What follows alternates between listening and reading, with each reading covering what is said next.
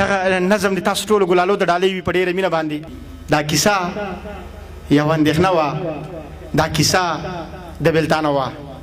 زه وړوکی وم یارانو، لږ په ښو او بدو پوه شم، بس چې لږ غوندې رالوی شم. ایسته ورک شومه د کلي، ایسته ورک شومه په ښار کې، ایسته ورک شومه د کلي، ایسته ورک شومه په ښار کې. د دې ښار په ښکلاګانو، د دې ښار په رڼاګانو، زړه مې بیلو، ځان مې بیلو د دې ښار په خنداګانو. زه په دې جهان کې نه وم، چېرته ومه بل جهان کې، داسې ورک ومه په ځان کې لکه ومه په اسمان کې. څه مو خپل عمل ښه نه و او څه لږې شان پیسې وي، څه مو خپل زړه کې مستی وه، څه وړې وړې نشې وي. وایي څه ژرنده وه خرابه، څه دانې ورته لمدې وي. څه مو خپل نصیب ښه نه و، څه د وخت دا تجربې وي. څه یادونه د سپوږمۍ وو، څه مو نورې مسلې وي. څه مو خپل نصیب ښه نه و، څه د وخت دا تجربې وي. څه یادونه د سپوږمۍ وو، څه مو نورې مسلې وي.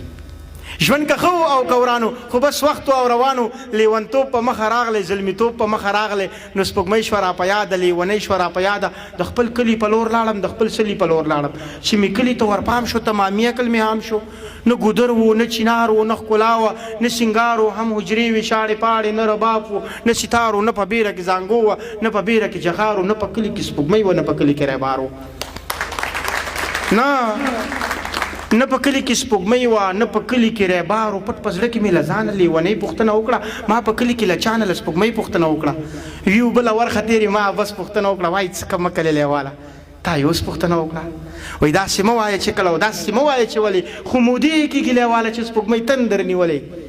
دغه تندر له اسمانه راګزار شو ناګهانه، په دې ګس طرف مې درشي چې رایاد مې شي جانانه، په دې ګس طرف مې درشي چې رایاد مې شي جانانه. ډېره زیاته مننه مو کومه. پیره بابا راشي، اله پیره بابا راشي چې خبر په انتها شي. د روپۍ به پاتې نه شي چې د ښکلو په سلا شي. د یو ښکلي ملاقات کې دواړه ورک په خپل خپل ذات کې.